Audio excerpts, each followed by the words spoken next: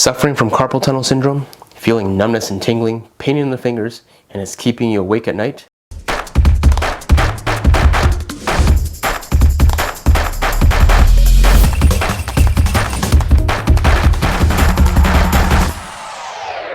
Hi everyone, it is Mike Wong, physiotherapist from East West Physiotherapy. In this video, I will share 5 things that you can do for yourself if you are suffering from carpal tunnel syndrome. If you find this video helpful, please support our channel by subscribing, liking, and sharing this video with your favorite people. So without further ado, let's get started. One of the main things that you can do when suffering from carpal tunnel syndrome is to use a carpal tunnel brace or taping. This helps keep the wrist in a neutral position so that there is the least amount of compression and or stretching to the median nerve. The brace is quite simple to use and is rigid, so it does not allow for too much bending. If you choose to tape, you may apply the tape along the wrist joint line. Find this joint line by looking for that bump on the outside part of your wrist with your palms down. Just after that bump is where the hand and forearm joins, and that is your wrist joint. Taping the wrist at this location will limit the amount of movement in the wrist and prevent you from extending or flexing your wrist too much, as these movements can cause compression and overstretching of the median nerve. With the brace, you don't have to put it on the entire day, but use it when you need to use your wrist if you need to lift something or do something repetitive like typing or mousing.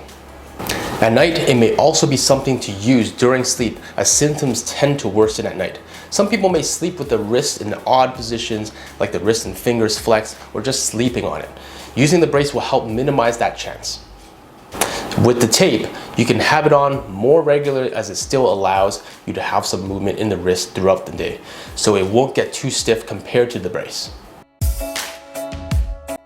To start this exercise, have your wrist bent with your elbows extended. As you bend your elbow, extend your wrist and your hand. Try to do this simultaneously and as smoothly as possible. Then slowly return to the position of elbow extended and the wrist bent. Repeat the sequence for about 10 to 15 repetitions 2 to 3 times a day. To be conservative, you can always start with a little bend in the elbow and not fully straightening it, with the wrist gently bent and when you extend it, being careful not to go through the full range of motion. As you get more comfortable, you can do this gliding exercise with more elbow and wrist range of motion. Contrast baths is an excellent way to help move swelling away from the carpal tunnel. You can fill 2 buckets of water, one with ice water and one with warm water. Contrast baths help to pump the swelling away. Heat causes the blood vessels to vasodilate and widen, and ice causes it to vasoconstrict or narrows the blood vessels. It is this mechanism of alternating hot and cold that allows the swelling to be pumped out of the carpal tunnel. The increase in blood circulation will help the area heal. You may use cold water for 30 seconds and then switch to heat for 10 seconds. Alternate this for about 5 minutes or so and end off with a cold water bath. You may do this 2 or 3 times a day.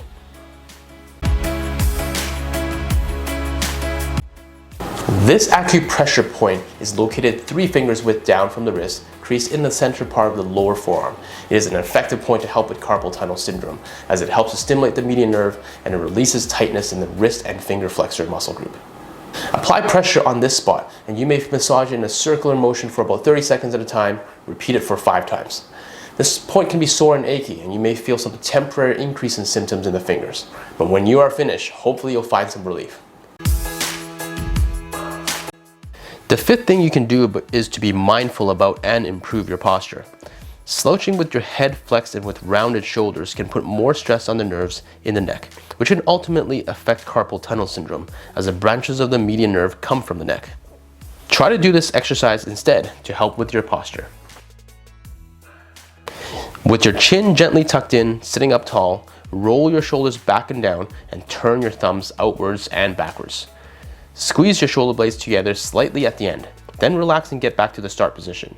Try this out for a few times every day, especially if you tend to slouch. So those are the 5 things that you can do to help kickstart your recovery for your carpal tunnel syndrome. I hope this helps you, and let me know in the comments below if you have any questions. I'll see you in the next one. Bye for now.